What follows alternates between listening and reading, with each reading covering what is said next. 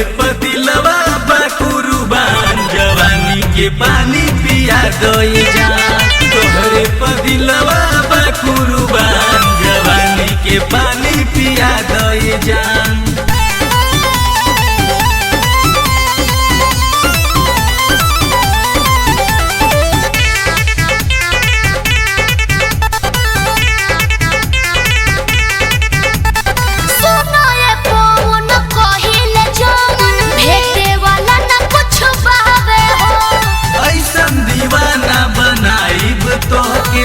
मौका एक बार आवे हो, भूला जा एक बार आवे हो।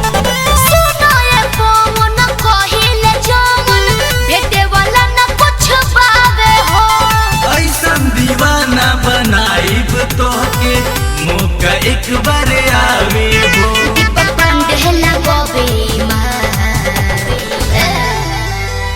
तोहरे पदिलवा कुर्बान जवानी के पानी पिया दई जान। तोहरे पदिलवा कुर्बान जवानी के पानी पिया दई जान। अरे वैसे न ताको टुकुर टुकुर करता भीतरे धुकुर धुकुर बाबू रही न तोहरो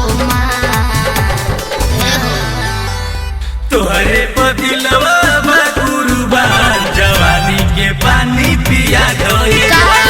तोहरे पदिलवा कुर्बान जवानी के पानी पिया दई जान। आदिशक्ति फिल्म्स।